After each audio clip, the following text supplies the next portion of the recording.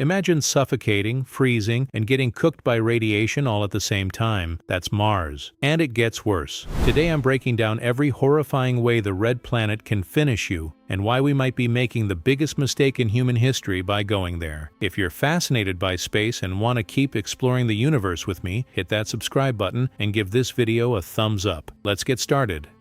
Let me paint you a picture. Imagine standing on the surface of Mars for the first time. You've just completed a journey of roughly 225 million kilometers, a trip that took anywhere from 6 to 9 months, depending on the planetary alignment. You step out of your spacecraft, and for a moment, you're overwhelmed by the rusty butterscotch landscape stretching endlessly before you. The sky isn't blue like Earth's. Instead, it glows a strange salmon color during the day, turning to deep purples and blues at sunset. You're standing in a place where no human has ever stood before. But then, reality hits you like a freight train. The temperature? It's hovering around minus 80 degrees Fahrenheit. That's colder than Antarctica in the dead of winter. The air pressure is less than 1% of what you experience on Earth, so low that if you took off your spacesuit, your blood would literally boil within seconds. And that air I mentioned, it's 95% carbon dioxide. You can't breathe it, not even close. But those are just the obvious dangers, the ones we've known about for decades. The real nightmare? It's hiding in plain sight, swirling around your boots, coating every surface, working its way into every crack and crevice of your equipment. I'm talking about Martian dust. Let me tell you something that very few people outside the scientific community fully grasp. During the Apollo missions to the Moon between 1969 and 1972, astronauts encountered something unexpected. Lunar dust, this incredibly fine, almost powder-like substance, clung to everything. It crept into the lunar modules, stuck to spacesuits like static electricity, and when the astronauts returned to their spacecraft and removed their helmets, they immediately noticed something wrong. Their throats became irritated. They started coughing. Their eyes watered. Some described it as smelling like spent gunpowder. Now, that was just a few days of exposure. These brave explorers spent maybe 72 hours at most on the lunar surface. But Mars? We're talking about missions lasting 2 to 3 years, maybe longer. And here's the kicker. Martian dust makes lunar dust look like a walk in the park. Scientists at the University of Southern California recently published groundbreaking research in the journal GeoHealth, and what they found should make every space agency on this planet pause and reconsider. Martian dust averages about 3 micrometers in diameter. To put that in perspective, that's roughly 4% the width of a single human hair. It's so unbelievably fine that it would penetrate deep into your lungs, far deeper than most particles you encounter on Earth. But size isn't the only problem. It's what's inside this dust that's truly alarming. First, we've got perchlorates. These are chemical compounds containing chlorine and oxygen, and they're scattered across the Martian surface in concentrations that would be considered toxic waste on Earth. NASA's Phoenix lander detected these compounds back in 2008, and every mission since has confirmed their widespread presence. Here's what's terrifying. Perchlorates mess with your thyroid gland. They disrupt the production of hormones that regulate your metabolism, your heart rate, your body temperature, and even your brain function. The researchers calculated something bone-chilling. If an astronaut inhaled just a few milligrams of Martian dust, they would exceed the safe exposure limits we use on Earth. Not over years, not over months. We're talking about surpassing safety thresholds with just a few breaths of contaminated air inside a habitat. Second, there's silica. Now, you might think, silica? That's just sand, right? Well, yes and no. On Earth, workers in coal mines and construction sites who breathe in silica dust over extended periods develop a condition called silicosis. Their lungs become scarred and stiff. Breathing becomes increasingly difficult. And here's the really dark part. It significantly increases the risk of lung cancer. We've known this for over a century on Earth. Yet somehow we're planning to send people to a planet where silica dust floats freely in the atmosphere, kicked up by winds that can reach 60 kilometers per hour during normal weather and over 100 kilometers per hour during dust storms. Oh, and speaking of dust storms, let me tell you about those for a second. Mars experiences dust storms unlike anything we see on Earth. I'm not talking about a dusty afternoon where you might want to wear sunglasses. In 2007, a dust storm engulfed the entire planet. The whole planet. It lasted for weeks. NASA's Spirit and Opportunity rovers, which were exploring the surface at the time, lost virtually all sunlight. Opportunity went into hibernation mode and didn't wake up for months. Now imagine you're an astronaut on Mars when one of these global dust storms hits. You're trapped inside your habitat, unable to go outside, unable to perform necessary maintenance on your life support systems, unable to gather supplies. And all the while, this toxic dust is finding its way inside, no matter how good your filtration systems are. Because here's a dirty little secret about Mars dust. It's magnetic and electrostatic. That magnetic and electrostatic property means Martian dust doesn't just sit there passively. It actively clings to surfaces. It's attracted to electronics, to fabric, to metal, to your spacesuit. Remember how I mentioned the Apollo astronauts dealing with lunar dust? That dust had similar properties, and despite their best efforts, they couldn't keep it out of their spacecraft. Now multiply that problem by 1,000, because you're not spending 3 days on Mars. You're spending years. Justin Wang, a medical student at the Keck School of Medicine who co-authored that University of Southern California study, put it bluntly when speaking to CNN. The biggest danger is the risk to astronauts' lungs. Since the dust is so fine, it's expected to remain in astronauts' lungs, and some of it will be absorbed into the bloodstream. Let that sink in for a moment. We're not just talking about irritation.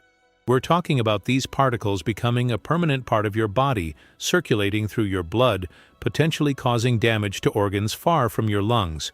And once those particles enter your bloodstream, they can trigger inflammatory responses throughout your entire body. But wait, it gets worse. Mars dust also contains something called nanophase iron oxides. These are incredibly tiny iron particles, and they're highly reactive. On Earth, exposure to similar compounds has been linked to oxidative stress in cells, which is a fancy way of saying these particles can damage your DNA. Damaged DNA means increased cancer risk, accelerated aging, and a whole host of cellular problems that we're only beginning to understand. Now here's where the story takes an even darker turn. All of these dust-related health risks I've been describing, they're compounded by something else entirely. Something that you can't see, can't smell, and can't feel until it's already destroying you from the inside. I'm talking about radiation. Earth has something Mars lost billions of years ago, a magnetic field. Our planet's protective magnetic bubble, generated by the churning molten iron in our core, shields us from the worst of the sun's radiation and the cosmic rays that bombard our solar system constantly. It's like living inside a force field. We don't think about it because we don't have to. It's always been there, silently protecting every living thing on our planet. Mars? Mars has no global magnetic field. It died when the planet's core cooled down, somewhere around 4 billion years ago. Without that protection, the surface of Mars is exposed to radiation levels that are absolutely catastrophic for human health. Let me give you some numbers that should terrify you. On Earth, at sea level, you're exposed to about 0.1 to 0.2 millisieverts of radiation per year from cosmic rays. That's basically nothing. On the International Space Station, which orbits Earth but is still protected by our magnetic field to some degree, astronauts receive about 50 to 200 millisieverts per year. That's already concerning, and it's one reason why astronauts have strict limits on how long they can spend in space over their careers. On Mars, you'd be exposed to roughly 200 to 300 millisieverts per year on the surface. Some estimates go even higher, reaching 400 or 500 millisieverts annually during solar events. To put this in perspective, radiation workers on Earth are limited to 50 millisieverts per year by safety regulations. An astronaut on Mars would exceed that limit in just a couple of months. But here's where it gets truly nightmarish. Remember all that talk about lung damage from dust? Well, radiation causes something called pulmonary fibrosis, a condition where your lung tissue becomes thick and scarred, making it harder and harder to breathe. The dust causes similar damage. These two threats aren't separate. They're synergistic. They amplify each other. An astronaut exposed to high radiation levels becomes more susceptible to lung damage from dust, and the dust damage makes them more vulnerable to radiation's effects.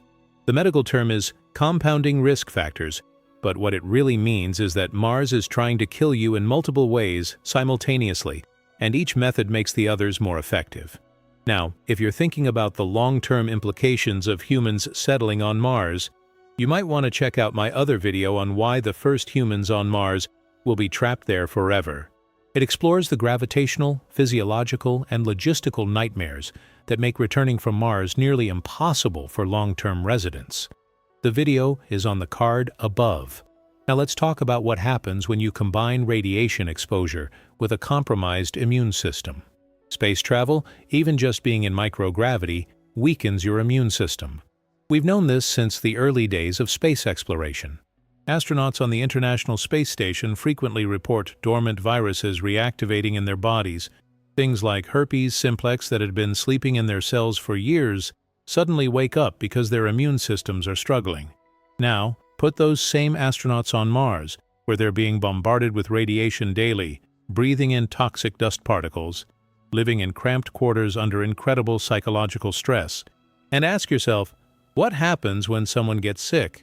What happens when a simple bacterial infection turns serious because your immune system is operating at maybe 50 or 60% capacity? Here's the really scary part. You're 225 million kilometers from the nearest hospital. Even when Earth and Mars are at their closest approach, which happens roughly every 2 years and 2 months, it takes radio signals, traveling at the speed of light, between 3 and 22 minutes to reach Earth, depending on the exact distance.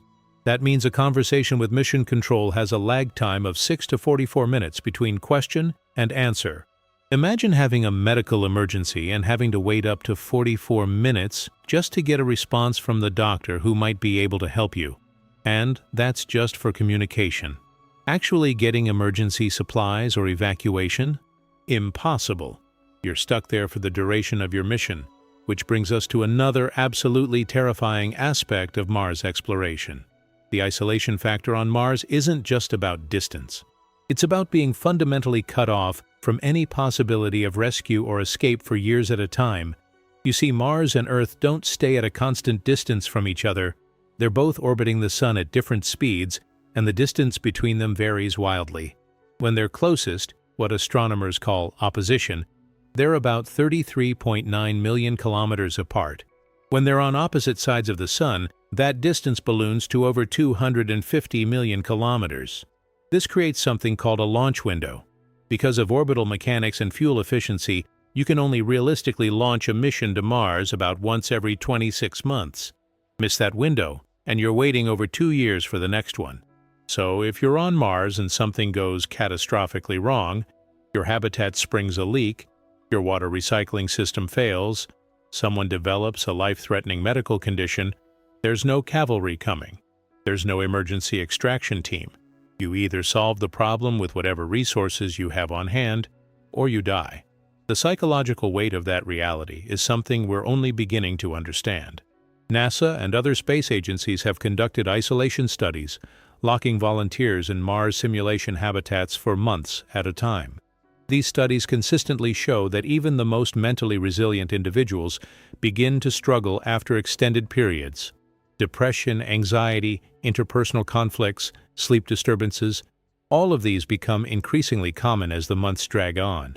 Now imagine experiencing those same psychological stressors, while also knowing that the very air outside would kill you in seconds. The dust is slowly poisoning you. Radiation is silently damaging your cells, and you're so far from home that Earth looks like just another bright star in the sky.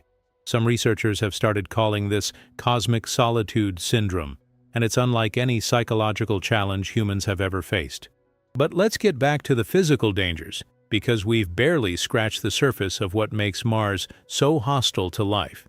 Let's talk about temperature extremes that would make Antarctica look like a tropical vacation. The average temperature on Mars is around minus 80 degrees Fahrenheit. But that's just the average. At the equator, during summer, temperatures can climb to a relatively balmy 70 degrees Fahrenheit in the afternoon. Sounds almost pleasant, right? But here's the catch. At night, those same locations plummet to minus 100 degrees Fahrenheit. That's a temperature swing of 170 degrees in a single day. Your habitat, your equipment, your spacesuit, everything would be subjected to this brutal thermal cycling constantly. Metal expands when heated and contracts when cooled. Do that enough times, and even the strongest materials develop stress fractures. Seals degrade, components fail. And on Mars, a single equipment failure can cascade into a life-threatening emergency within minutes. But temperature isn't the only atmospheric nightmare you'd be dealing with. Let's talk about air pressure, or rather, the lack of it. The atmospheric pressure on Mars is about 600 pascals. On Earth, at sea level, it's about 100,000 pascals. Mars has less than 1% of Earth's air pressure. You know what happens to water at low pressure? It doesn't stay liquid. Below a certain pressure threshold, called the triple point, water either freezes solid or evaporates directly into vapor. There's no liquid phase. The atmospheric pressure on Mars is right around that triple point, which means liquid water is extremely unstable on the surface. It either freezes instantly or boils away, even in freezing temperatures. Now think about what that means for a human body. Your body is roughly 60% water. If your spacesuit develops even a tiny puncture, exposing your skin to the Martian atmosphere, the moisture in your tissues would start to boil, not from heat, but from the sudden drop in pressure. Your blood wouldn't boil immediately. The circulatory system maintains some internal pressure, but the saliva on your tongue, the moisture in your lungs, the fluid in your eyes, all of that would start vaporizing. You'd remain conscious for maybe 10 to 15 seconds before passing out from lack of oxygen. Brain damage would begin within a couple of minutes. Death would follow shortly after, assuming you weren't brought back into a pressurized environment. And the terrifying thing? This isn't science fiction speculation. We've studied what happens to organisms in vacuum conditions. We know exactly how gruesome it would be. But even if your spacesuit remains perfectly intact, there's another pressure-related danger that most people never consider. On Earth, we've adapted to living under the weight of our atmosphere. That pressure pressing down on us isn't just sitting there. It's actively helping our bodies function. It keeps our lungs inflated properly, helps maintain proper blood circulation, and assists with countless other physiological processes we take for granted. When you're in a low-pressure environment for extended periods, your body starts to change. Fluids shift upward, causing facial puffiness and sinus congestion. Your heart has to work harder to pump blood. Your bones begin to lose density because they're no longer bearing the same load. We see similar effects in astronauts on the International Space Station, but remember, they're only up there for 6 months to a year typically. Mars missions would last at least 2 years, possibly much longer. And here's something that should genuinely frighten anyone thinking about Mars colonization. Bone density loss in space occurs at a rate of about 1 to 2% per month. That's 12 to 24% per year. After 2 years on Mars, even with rigorous exercise regimens, an astronaut could lose 30 to 40% of their bone mass. Their skeleton would be so weakened that a simple fall, something that might bruise you on Earth, could result in a major fracture on Mars. Speaking of fractures and injuries, let's talk about what happens when medical emergencies arise on Mars, because this is where things get really dark. Imagine you're part of a 6-person crew on the first Mars mission.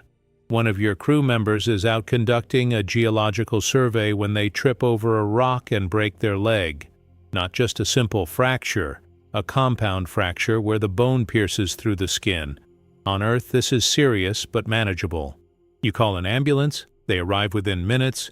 You're in an emergency room getting x-rays and surgery within an hour. On Mars, your crew members have to stabilize the injury in the field, transport the injured person back to the habitat using whatever vehicle you have available, and then attempt to treat a major traumatic injury with limited medical supplies. No imaging equipment beyond maybe a portable ultrasound, no surgical suite, and certainly no trained orthopedic surgeon. The medical capabilities on a Mars mission would be closer to a frontier outpost from the 1800s than a modern hospital. You'd have basic medications, some surgical tools, maybe some antibiotics if you're lucky. But specialized equipment? Advanced diagnostics? Forget it. Every kilogram of weight matters when you're launching something to Mars, and medical equipment is heavy. Decisions have to be made about what gets prioritized, and the reality is that comprehensive medical care simply isn't feasible. Now compound that problem with everything else we've discussed. Your injured crew member isn't just dealing with a broken leg. They're dealing with a broken leg while their immune system is compromised from radiation exposure and dust inhalation. Their bones are already weakened from months in low gravity. Their body's ability to heal is diminished because of the stress their cells are under. A wound that would heal in 6 weeks on Earth might take 3 or 4 months on Mars, if it heals properly at all. And infection? That's a whole different nightmare. Bacteria evolve rapidly in space environments. Studies on the International Space Station have shown that bacteria become more virulent, more resistant to antibiotics, and more capable of forming biofilms in microgravity. Mars has about 38% of Earth's gravity, which is better than 0G, but it's still enough to potentially trigger similar adaptations in microorganisms. So you have an open wound in an environment where bacteria are potentially more dangerous, with limited antibiotics, a compromised immune system, and no possibility of evacuation or additional medical support. The mortality rate from what should be a treatable injury would be astronomically high. But let's zoom out for a moment and talk about something even more fundamental. Something that strikes at the very heart of why Mars is so terrifying. I'm talking about the absence of life itself. You see, Earth isn't just a planet with life on it. Earth is a living planet. Every breath you take contains oxygen produced by plants and phytoplankton. The soil beneath your feet is teeming with billions of microorganisms that break down organic matter and cycle nutrients. The atmosphere is constantly being renewed and regulated by the biosphere. Life doesn't just exist on Earth. Life actively maintains the conditions that make Earth habitable. Mars has none of that. Mars is a dead world. It might have been alive once, billions of years ago, when it had liquid water on its surface and a thicker atmosphere. In fact, NASA's Perseverance rover made an incredible discovery just last year in September of 2025. In an ancient, dried riverbed in Jezero Crater, Perseverance collected a rock sample from a stone nicknamed Chayava Falls. The sample, called Sapphire Canyon, contains what scientists are calling potential biosignatures, chemical signatures that might indicate ancient microbial life once existed there. The rock contains these fascinating leopard spot patterns, organic compounds, and chemical signatures that could have been produced by microscopic life forms billions of years ago. Joel Hurowitz, a planetary scientist at Stony Brook University who led the study published in the journal Nature, said this represents the closest we've ever come to finding evidence of ancient life on Mars. But here's the key word: ancient, past tense. Whatever life might have existed on Mars died out billions of years ago when the planet lost its magnetic field and its atmosphere was stripped away by solar wind. What remains is a sterile, frozen desert where nothing grows, nothing breathes, and nothing cycles nutrients back into the environment. That means everything you need to survive has to be brought with you or manufactured from raw materials, using processes that consume enormous amounts of energy. You can't grow food in Martian soil without extensively treating it first. Remember those perchlorates I mentioned earlier? They're in the soil too, making it toxic to plants. You'd have to wash the soil, treat it with bacteria, add nutrients, and fundamentally transform it before you could grow anything edible. Water? Sure, Mars has water ice, particularly near the poles and in subsurface deposits. The Phoenix lander confirmed this back in 2008, and ground-penetrating radar from orbiters has mapped extensive ice deposits. But accessing that water, melting it, purifying it, and maintaining it in liquid form requires constant energy input. And where does that energy come from on Mars? Solar panels are an option, but they're not great. Mars receives only about 43% of the sunlight that Earth does, and those global dust storms I mentioned? They can block out the sun for weeks or months at a time. The Opportunity rover died in 2018 because a massive dust storm covered its solar panels and it couldn't recharge its batteries. It spent months in darkness before NASA finally declared the mission over in 2019. Nuclear power is really the only viable option for a sustained Mars base, which means you're relying on a small nuclear reactor, essentially a miniature power plant, operating flawlessly for years with minimal maintenance in one of the most hostile environments imaginable. If that reactor fails, everything fails. Your heat, your oxygen generation, your water purification, your ability to communicate with Earth, all of it depends on that single point of failure. And we haven't even talked about oxygen yet. The Martian atmosphere is 95% carbon dioxide, 2.6% nitrogen, 1.9% argon, and only 0.13% oxygen. You can't breathe it, not even close. Every breath you take on Mars has to come from oxygen you've either brought with you or generated using technology. NASA has been experimenting with a device called MOXIE, the Mars Oxygen In Situ Resource Utilization Experiment, that's been operating on the Perseverance rover since 2021. MOXIE takes Martian atmospheric carbon dioxide and converts it into oxygen through a process called solid oxide electrolysis. It's actually worked remarkably well, producing about 6 grams of oxygen per hour when it runs. 6 grams per hour. An average human needs about 840 grams of oxygen per day. So you'd need roughly 140 MOXIE-sized units running continuously just to provide enough oxygen for one person. And that's assuming they all work perfectly, all the time, in an environment that's actively trying to destroy them with dust, temperature extremes, and radiation. Every single thing you take for granted on Earth – air, water, food, warmth, protection from radiation, medical care, the ability to go outside without a spacesuit – all of it has to be artificially created and maintained on Mars.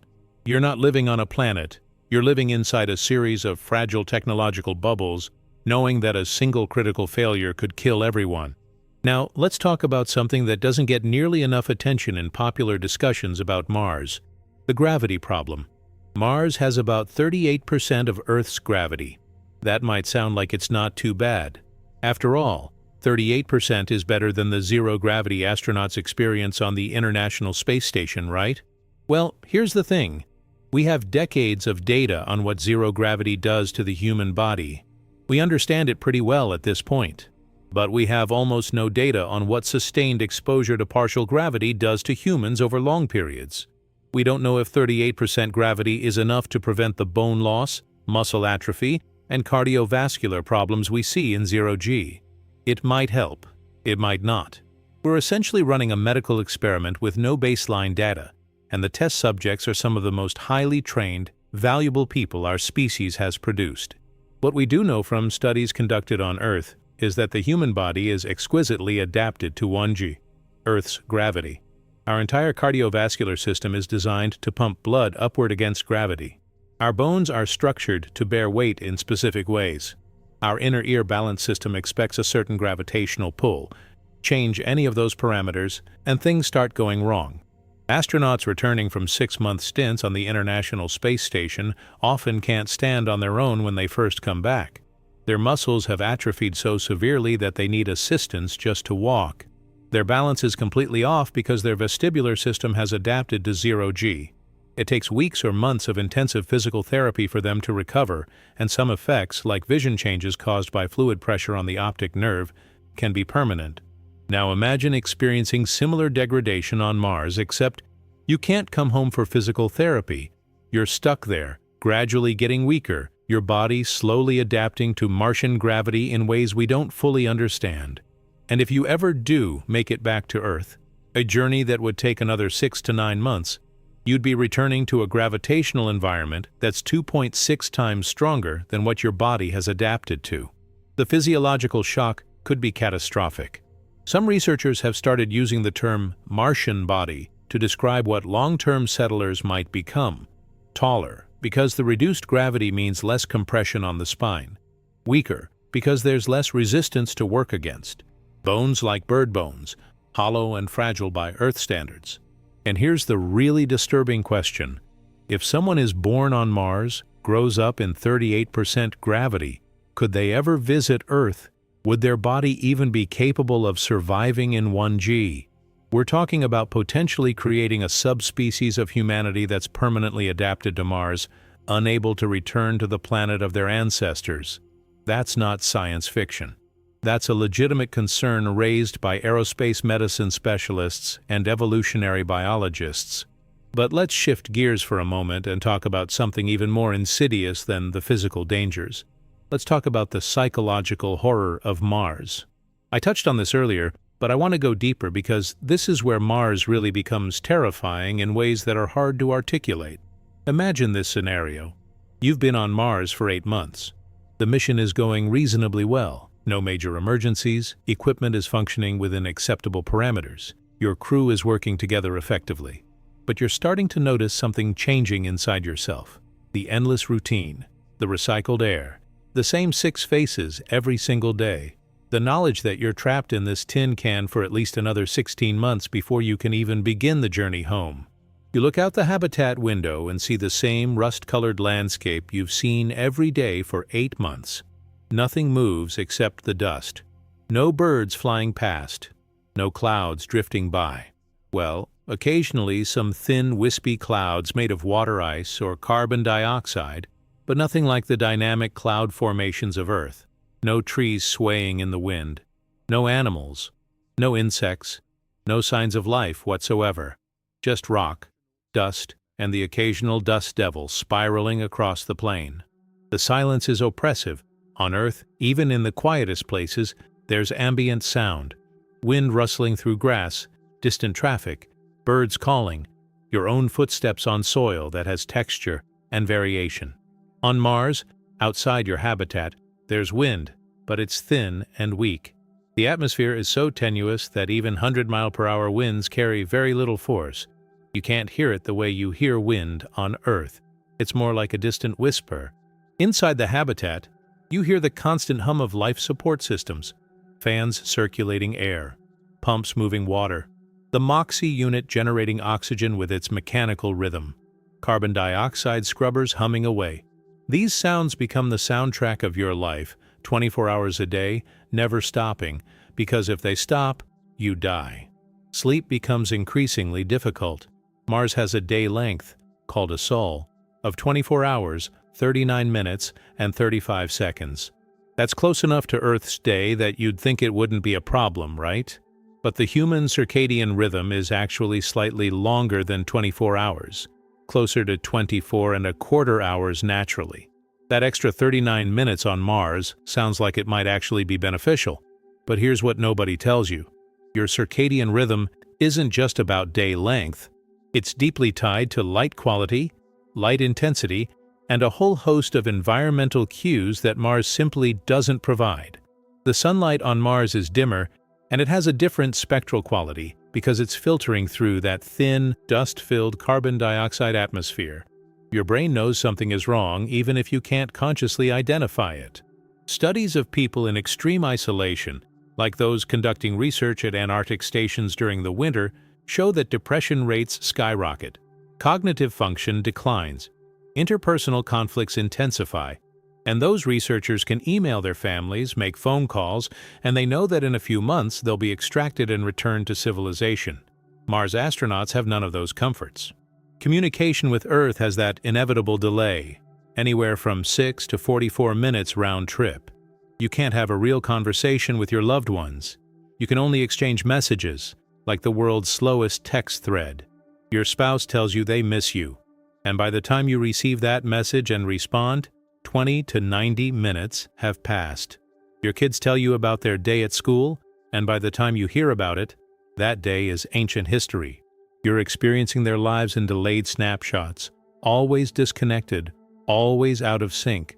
You're missing birthdays, anniversaries, graduations, weddings, funerals, all the moments that make up a human life, and you're doing it for a mission that might not even succeed. Because here's something else we need to confront: the very real possibility that a Mars mission could end in complete disaster. Space exploration has always been dangerous. We've lost astronauts and cosmonauts in the pursuit of knowledge. The Apollo 1 fire in 1967 killed 3 astronauts during a ground test. The Challenger disaster in 1986 killed 7 crew members. Columbia in 2003 killed another 7. These tragedies happened relatively close to Earth, where rescue might have been theoretically possible, where we could at least recover the remains and learn from what went wrong.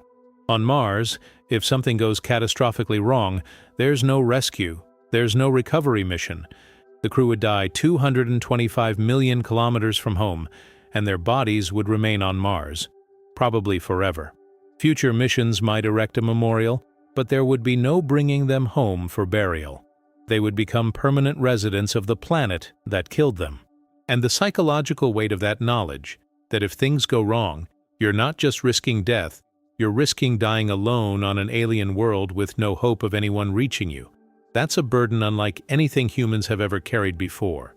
Some psychologists have started calling it existential isolation, and it's fundamentally different from any other kind of stress humans have experienced. But let's talk about something more immediate and tangible. Let's discuss what daily life would actually be like on Mars, because I think when people imagine Mars colonies, they picture something much more optimistic than the reality would be. Your living space would be incredibly cramped. The International Space Station has about as much livable space as a 6-bedroom house, spread across multiple modules, and it houses 3 to 7 crew members. A Mars habitat would need to be even more robust to protect against radiation and dust, which means thicker walls, which means heavier structures, which means more cost to transport. You'd probably be living in something closer to a large RV than a house, sharing that space with 5 to 10 other people for years. Privacy would be essentially non-existent.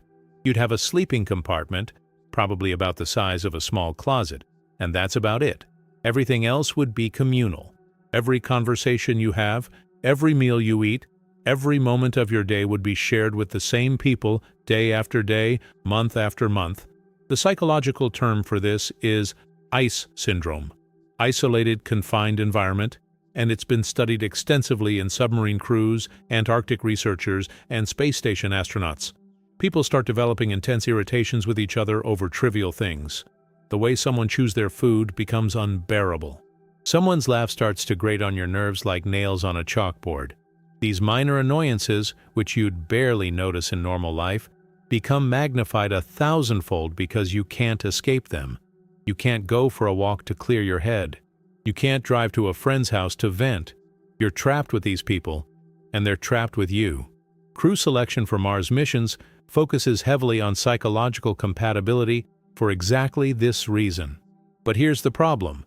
We can simulate the environment, but we can't truly simulate the knowledge that you're actually on Mars. Participants in Mars simulation studies know that if things get truly unbearable, they can quit and go home. Real Mars astronauts won't have that option. The psychological pressure of knowing you're genuinely trapped is something no simulation can fully replicate. Now let's talk about food, because this is another aspect of Mars life that's far more grim than most people realize. On the International Space Station, astronauts eat mostly freeze-dried or thermostabilized meals. They're nutritionally balanced, but, by all accounts, pretty bland. And importantly, they're resupplied regularly. Cargo ships from Earth bring fresh supplies every few months. On Mars, you won't have regular resupply missions. The cost and logistics are simply too prohibitive. Every launch window comes only once every 26 months, and each mission takes 6 to 9 months to arrive. So you'd need to bring enough food for the entire duration of your mission. Let's say 3 years to be safe. That's over 3,000 meals per person. For a crew of 6, that's 18,000 meals that need to be transported, stored, and kept from spoiling. The alternative is growing your own food, which sounds great in theory. The Martian, that fantastic movie from 2015, made it look almost feasible, but the reality is far more complicated. Remember, Martian soil is toxic with perchlorates. You'd need to either wash the soil extensively, removing those compounds, or use entirely artificial growing mediums, essentially hydroponic or aeroponic systems that don't use Martian soil at all. Either way, you need massive amounts of water, artificial lighting, because while Mars gets sunlight, it's not enough for efficient plant growth, especially during dust storms, temperature control, and nutrients. All of that requires energy, enormous amounts of energy. And remember, your energy budget is already stretched thin, keeping you alive, maintaining life support, running scientific equipment, and powering communications. Studies have estimated that to grow enough food to sustain one person on Mars, you'd need a greenhouse of at least 80 to 100 square meters with incredibly efficient recycling systems, perfect environmental control, and no margin for error. A single crop failure, maybe a pathogen gets into your growing system, or your environmental controls malfunction, or a solar panel gets covered in dust during a storm, could mean starvation. And speaking of pathogens, here's something truly disturbing. In the closed environment of a Mars habitat, bacteria, viruses, and fungi would evolve rapidly. They'd be passed back and forth between crew members, adapting to your immune systems, potentially becoming more virulent. We've seen this happen in isolated communities on Earth and in space. The confined quarters, the recycled air, the stress-weakened immune systems, it's a perfect breeding ground for antibiotic-resistant superbugs. One study conducted on the International Space Station found that bacteria were growing in places they shouldn't be able to survive, inside the water filtration systems, on surfaces that were regularly cleaned with disinfectant, even in vacuum-exposed areas. Life, it turns out, is remarkably persistent, even when that life is trying to kill you. And if someone gets seriously ill with an infection that doesn't respond to the limited antibiotics you have on hand, there's nothing you can do. You watch them deteriorate, knowing that on Earth they'd be fine. A hospital could culture the bacteria, identify the right antibiotic, provide IV fluids and a supportive care. On Mars, you watch them die. And then you have to figure out what to do with the body because you can't exactly step outside and bury them. The ground is frozen solid most of the time. You don't have excavation equipment, and exposing yourself to the harsh surface environment for an extended burial ceremony isn't practical or safe. The reality is that bodies would probably have to be stored in a designated compartment, kept frozen by the natural Martian temperatures, or potentially processed for resource recovery. A grim but practical consideration when every molecule of water and organic material is precious. This isn't meant to be morbid. It's just the harsh calculus of survival on a world where nothing is wasted because nothing can be replaced. But let's step back from these dark scenarios and talk about the bigger picture for a moment. Why are we even considering sending humans to Mars when the dangers are so overwhelming? This is where my perspective as someone who loves science and exploration comes into play. I understand the drive. I really do. Mars represents the next frontier. It's the most Earth-like planet we have access to. Understanding Mars helps us understand planetary formation, climate change, and the potential for life beyond Earth. The discoveries we've made using robotic explorers have been absolutely revolutionary. The Curiosity rover, which landed in Jezero crater in August of 2012, has fundamentally changed our understanding of Mars. It found evidence of ancient riverbeds, detected organic molecules in Martian rocks, and measured methane variations in the atmosphere that suggest ongoing geological or potentially biological processes. Perseverance, which arrived in February of 2021, has gone even further. Along with its companion, Ingenuity, the first aircraft to achieve powered flight on another planet. Perseverance has been exploring areas that were once wet environments billions of years ago. That sample I mentioned earlier, Sapphire Canyon, with its potential biosignatures, represents exactly the kind of groundbreaking discovery that makes Mars exploration worthwhile. But here's my fundamental question. Why do humans need to be there physically to make these discoveries? Perseverance and Curiosity have done incredible work, and they don't need oxygen, food, water, or psychological support. They don't get depressed. They don't develop cancer from radiation exposure. When a dust storm hits, they go into hibernation mode and wait it out. They're the perfect Mars explorers.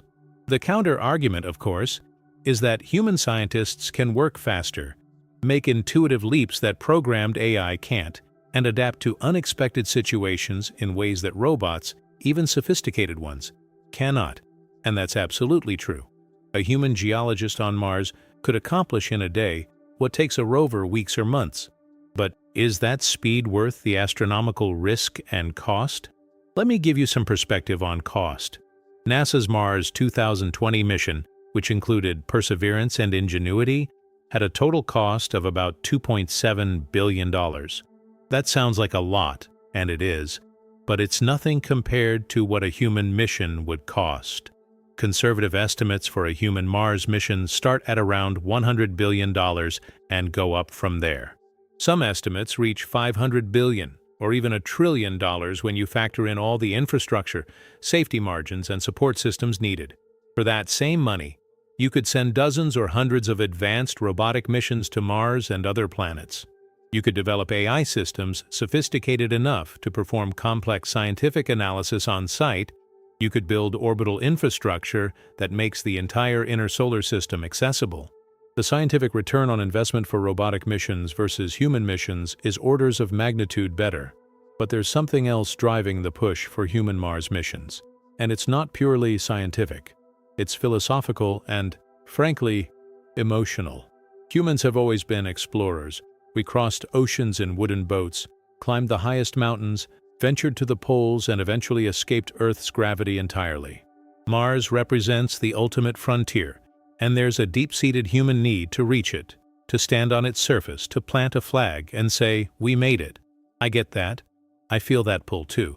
But we need to be honest about what we're really doing. We're not sending people to Mars primarily for science.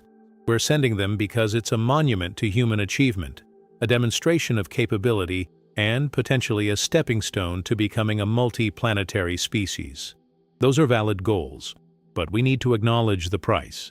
And the price isn't just measured in dollars, it's measured in human suffering, potential loss of life, and the ethical question of whether we have the right to ask people to endure what I've described over the past 45 minutes or so of this video. Yes, the astronauts would be volunteers. Yes, they'd be highly trained and fully briefed on the risks. But can anyone truly give informed consent to something so far beyond human experience? Can you really comprehend what it means to be trapped on Mars until you're actually there? Let me share something that I think crystallizes the terror of Mars better than anything else. In 2007, during one of those planet-wide dust storms I mentioned, the Opportunity rover lost contact with Earth. Engineers at NASA's Jet Propulsion Laboratory sent command after command, trying to wake the rover up, trying to get any response at all. For months, there was nothing but silence.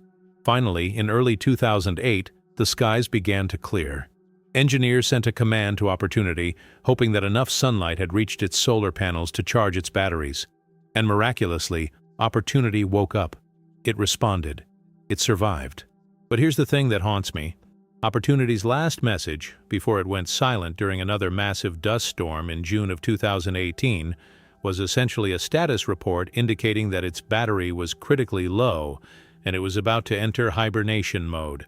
Some engineer at JPL poetically translated that into, "My battery is low and it's getting dark."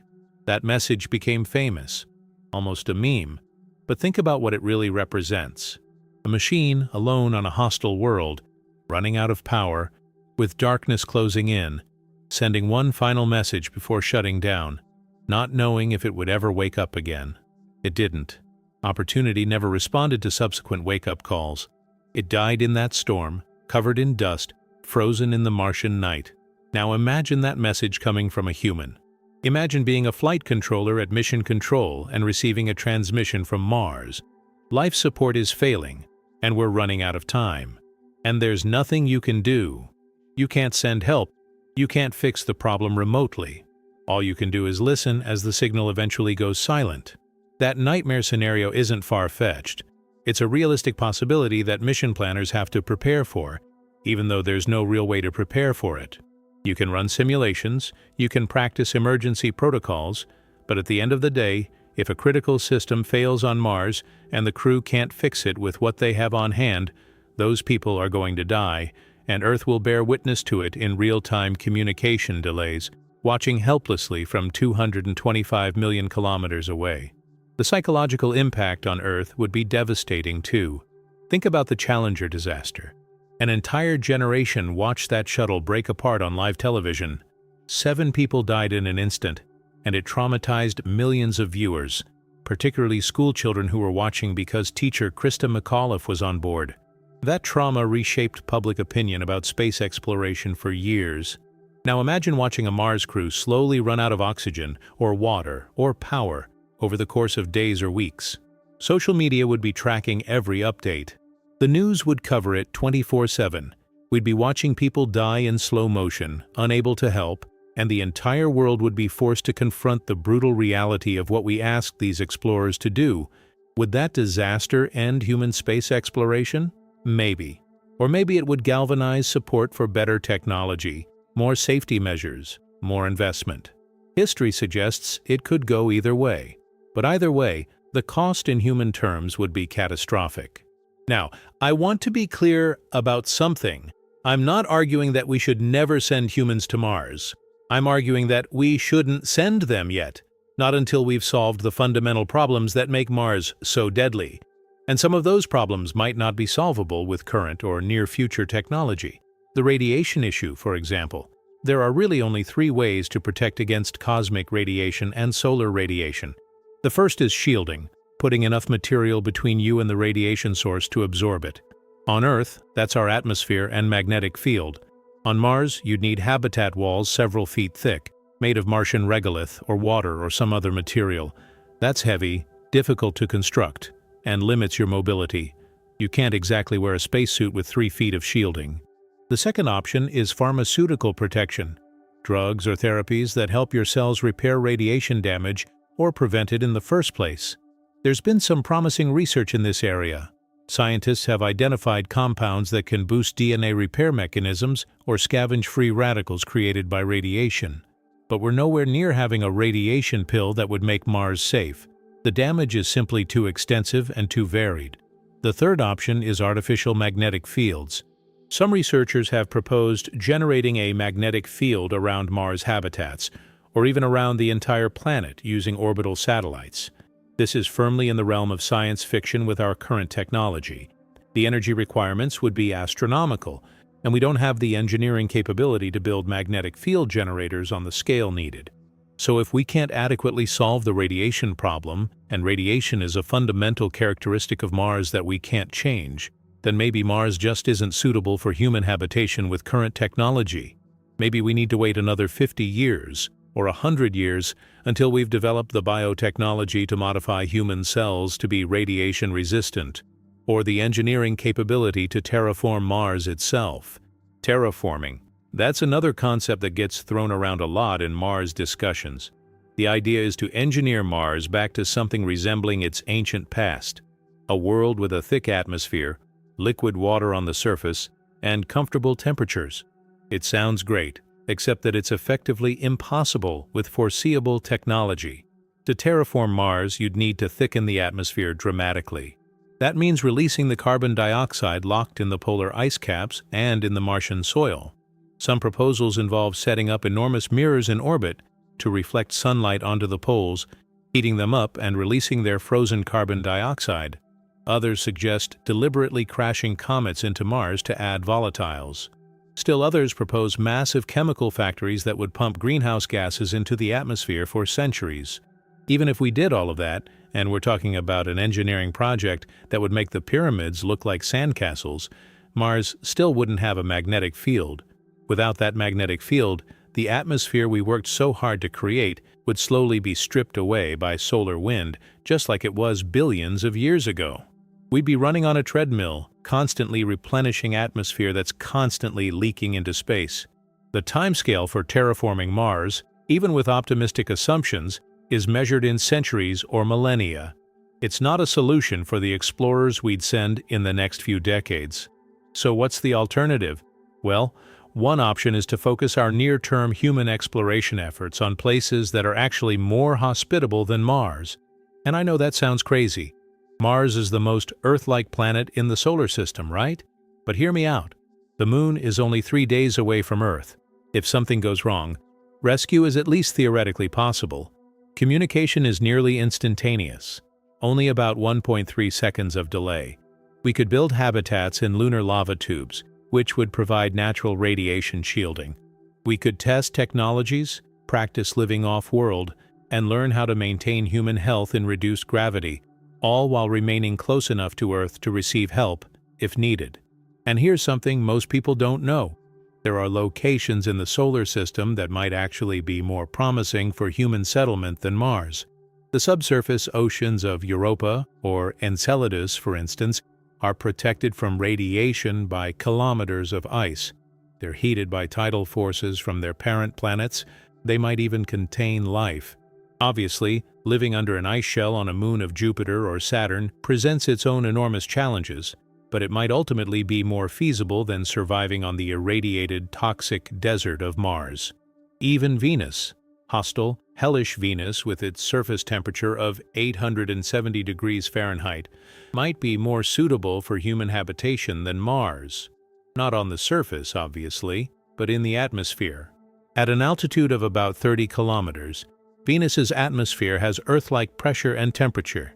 You could walk around in a breathable, air-filled habitat that would actually float in the Venusian atmosphere like a balloon. You'd still need protection from the sulfuric acid clouds, but you wouldn't need pressure suits, and cosmic radiation is partially blocked by the thick Venusian atmosphere. I'm not seriously advocating for cloud cities on Venus over Mars bases. I'm just illustrating that Mars isn't automatically the best option just because it's the most Earth-like planet. Every destination in the solar system presents unique challenges, and we need to honestly assess which challenges we can actually overcome versus which ones are deal breakers. And that brings me to perhaps the most important question we need to ask ourselves. Why do we want to become a multiplanetary species in the first place? The usual answer is survival. If something catastrophic happens to Earth, an asteroid impact, nuclear war, climate catastrophe, supervolcano eruption, having humans on another world means our species survives. It's planetary insurance. But here's the uncomfortable truth. Mars doesn't actually provide that insurance. Not really. A self-sufficient Mars colony would require thousands of people, massive infrastructure, the ability to manufacture everything from microchips to medicines, from raw Martian materials, and genetic diversity sufficient to maintain a healthy population over generations. We're talking about a civilization, not just a base. Building that level of infrastructure on Mars would take decades, probably centuries. It would require constant support from Earth during the entire development period. And if some catastrophe wiped out civilization on Earth during that development period, the Mars colony would die too.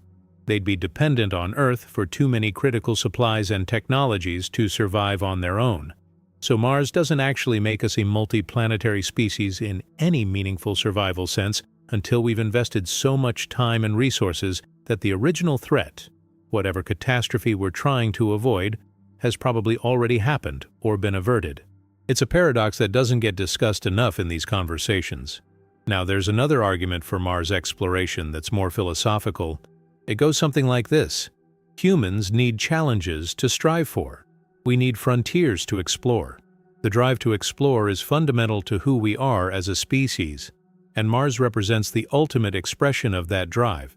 Without great challenges, humanity stagnates. I'm sympathetic to this argument. I really am. There's something deeply meaningful about reaching beyond our current limits, about testing ourselves against the universe's harshness, but I'd counter that we have enormous challenges right here on Earth that we're failing to address. Climate change, biodiversity loss, ocean acidification, deforestation, pollution.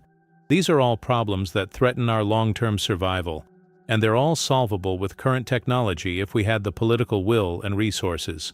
The estimated cost of preventing the worst effects of climate change is somewhere in the range of $1 to $2 trillion over the next few decades.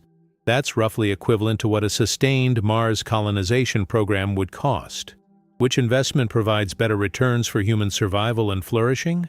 I'd argue it's the one that preserves the one planet we know for certain can support human life. But I understand that it's not really an either-or situation. We can work on multiple challenges simultaneously. Humanity is capable of walking and chewing gum at the same time. My concern is that the glamour and excitement of Mars exploration pulls focus and resources away from less sexy but more critical problems. There's also something troubling about the billionaire-led push for Mars colonization. Elon Musk, founder of SpaceX, has made Mars settlement his explicit goal. He talks about sending 1 million people to Mars by the mid-2040s. Jeff Bezos, founder of Blue Origin, has a different vision: orbital habitats and lunar bases. but the underlying philosophy is similar. Earth is too constrained. We need to expand into space. I admire their ambition. SpaceX has revolutionized rocket technology with reusable boosters. The Falcon 9 and Falcon Heavy have made space access dramatically cheaper. Starship, their next-generation fully reusable launch system, could potentially reduce launch costs by another order of magnitude. These are genuine engineering achievements that advance human capability. But there's something unsettling about the idea that our backup plan for Earth is to abandon it for a worse planet. It feels like giving up, like admitting that we can't solve our problems here, so we'll just move somewhere else and presumably make the same mistakes all over again.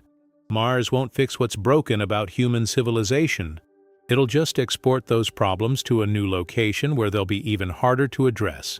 And let's be brutally honest about who would actually get to go to Mars in these privately funded colonization scenarios. It wouldn't be a random cross-section of humanity.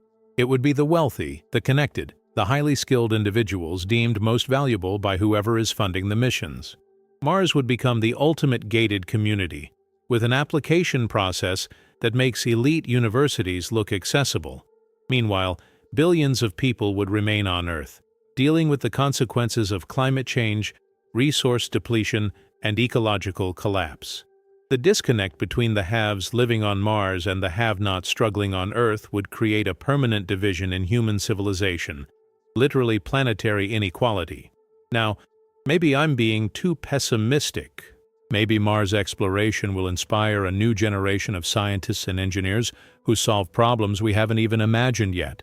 Maybe the technologies developed for Mars will have spin-off benefits that improve life on Earth, just like the space race gave us satellite communications, GPS, weather forecasting, and countless other innovations. Maybe the act of looking outward, of reaching for Mars despite the dangers, is what humans need to feel united and purposeful. Maybe that's worth the cost and risk. I genuinely don't know. What I do know is that we need to have these conversations honestly, without romanticizing Mars or downplaying the very real horrors that await anyone who goes there. Because Mars is terrifying. It's a dead world that wants to kill you in dozens of different ways simultaneously. The dust will poison you. The radiation will give you cancer. The isolation will break you psychologically. The cold will freeze you. The atmosphere will suffocate you. The gravity will weaken you.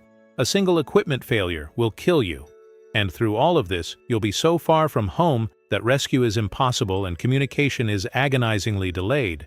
Every single thing that keeps you alive on Mars, your habitat, your spacesuit, your air, your water, your food, your power systems, exists in a state of barely controlled crisis, constantly on the verge of catastrophic failure. You're not living on Mars. You're slowly dying on Mars while hoping your technology holds out long enough for you to complete your mission and escape. And yet, despite everything I've said over the past hour or so, despite cataloging every danger and horror that Mars presents, I think we'll go anyway. Because that's what humans do. We climb mountains because they're there. We cross oceans because we wonder what's on the other side. We push boundaries because the alternative, staying safe, staying comfortable, never testing our limits, feels like a kind of death in itself. The first humans who set foot on Mars will be some of the bravest, most capable people our species has ever produced. They'll know the risks. They'll understand that they might not come back, and they'll go anyway, driven by curiosity, ambition, and that fundamental human need to explore. I respect that courage even as I fear for their safety. What I hope is that we go to Mars with our eyes open, with full understanding of what we're asking people to endure. I hope we invest in the technology and infrastructure to make it as safe as possible, even though it will never truly be safe. I hope we have honest conversations about why we're going and what we hope to achieve. And I hope we don't forget about the planet we're leaving behind in our rush to reach the one ahead. Mars will teach us things we can't learn any other way. It will push our engineering to its absolute limits. It will show us what humans are capable of when we're stripped of every comfort and convenience that Earth provides. It will reveal truths about planetary science, climate systems, and possibly even the origins of life itself. But it will also exact a price. In resources, in human suffering, and possibly in lives. The question we need to answer as a civilization is whether that price is worth paying, and when the right time to pay it is. Not if we should go to Mars. I think that question has already been answered by our nature as explorers, but when and how we should go, with what preparation, and with what honest understanding of the horrors that await. Because Mars is many things. It's the god of war in Roman mythology. It's the red planet in our telescopes. It's the next frontier in human exploration. It's a scientific treasure trove holding secrets about our solar system's past. But most of all, Mars is a warning, a monument to what happens when a planet loses its magnetic field, when its atmosphere is stripped away, when water disappears and life, if it ever existed, dies out completely. Mars shows us what Earth could become if we're not careful. It's a cautionary tale written in rust-colored dust and frozen carbon dioxide. And the greatest irony is that in our rush to reach Mars and potentially make it livable, we risk making Earth more like Mars, a place where humans struggle to survive, where the environment is hostile, where life clings to existence in protective bubbles of technology. Perhaps that's the real lesson Mars has to teach us, not how to live on other worlds, but how precious and rare our own world is. Earth, with its breathable air and magnetic field and moderate temperatures and abundant water and teeming biosphere, is the outlier. Mars is normal, dead, cold, irradiated, toxic. That's what most of the universe looks like. We won the cosmic lottery by being born on Earth, and we're contemplating spending trillions of dollars to live on a planet that's objectively worse in every measurable way. Does that mean we shouldn't go? No, but it means we should appreciate what we have here, protect it fiercely, and understand that no matter how bad things get on Earth, they're still infinitely better than the best day on Mars. Because even on its worst day, Earth has something Mars doesn't. It's home. It's the planet that shaped us, that our bodies are adapted to, that our psychology is tuned for. It's where our families are, where our history is, where everything we've ever known or loved exists. Mars might be the future, but Earth is now, and we're still responsible for it. The skills we developed to survive on Mars, resource conservation, closed-loop life support, renewable energy, efficient food production, those are exactly the skills we need to save Earth. Maybe the path to Mars runs through fixing our home planet first. Maybe we need to prove we can live sustainably on the world that was made for us before we try to live on one that's actively trying to kill us. I don't have all the answers. Nobody does. This is humanity's first attempt at becoming a multiplanetary species, and we're making it up as we go along. There will be mistakes, there will be setbacks, there will probably be tragedies, but there will also be triumphs, discoveries, and achievements that expand our understanding of what's possible. Mars is terrifying, but so was crossing the Atlantic in wooden ships. So was flying the first airplanes. So was leaving Earth's atmosphere for the first time. Humans have always done terrifying things, and we've usually survived them, learned from them, and come back stronger. Maybe Mars will be the same. Maybe a century from now, people will look back at these early Mars missions the way we look back at the Apollo program, as a pivotal moment when humanity took its first tentative steps toward becoming a spacefaring civilization.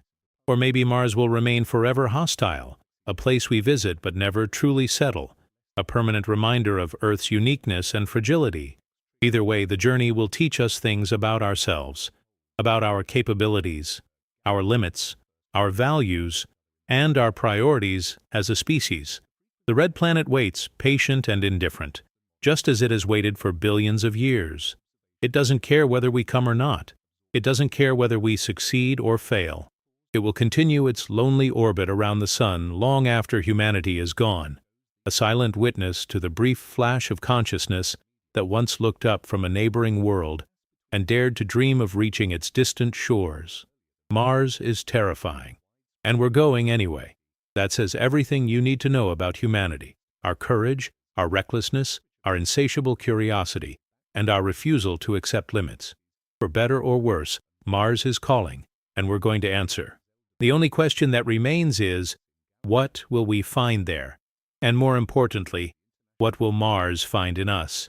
If you found this deep dive into the terrifying reality of Mars fascinating, Please hit that subscribe button and give this video a thumbs up. And if you're wondering whether Mars is even the right next step for humanity, you'll definitely want to check out my previous video. This is why we will never go beyond the moon. It explores another controversial perspective on space exploration that might completely change how you think about humanity's future among the stars.